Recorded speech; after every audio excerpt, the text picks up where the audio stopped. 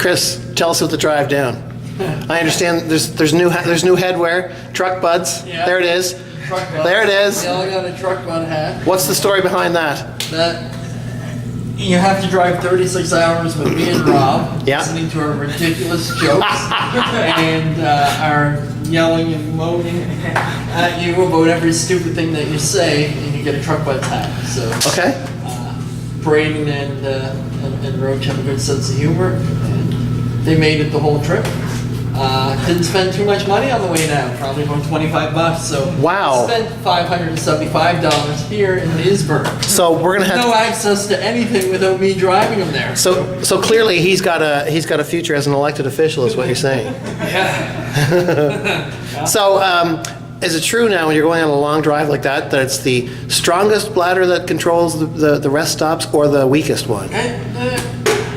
Yes. Our official line was the gas tank. So Okay. If your bladder couldn't hold on as long as the gas tank could, you had to go in your pants, I guess. Okay. You never- He never made it that far, so get to that point. That's too funny. Is it hard to get the guys motivated down here, or is it you got the heat and all that stuff, and they're focused, they're away from school and all the normal routines, so this is the reason for the season? The other day we gave the kids the afternoon off. Yep. It was a scheduled break, and at their normal paddling time, I had several of them come up to me and say, "Oh, how bored we are." And so there's not a whole lot to do here other than train. Yep. And so getting them motivated to get on the water usually isn't that hard, because the alternative would be to sit down and twiddle your thumbs. There's no internet at this end of the camp or TV. Okay. Anything like that. No internet and no TV. So how are these modern kids that are used to all those types of things, how are they adjusting to that? Well, they spend a lot of their time at the end of the camp that has internet. Okay. Right by the mess hall. So if you had like a parent that was watching this, or a paddler that was watching this, and they were thinking about coming down, but they hadn't quite made the decision to do so yet, what would you tell them? What can they expect? What should they expect? Megan, Dad said you can come back.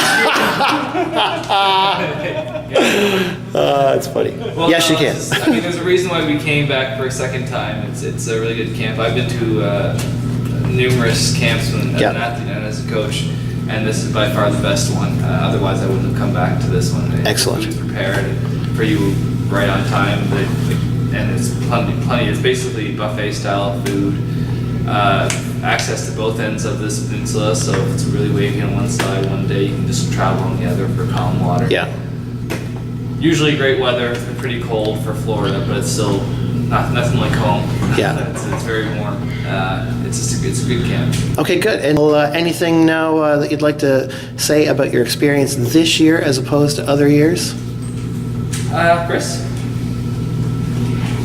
No. So there hasn't been any big fights about who gets the top bunk, is that what you're saying?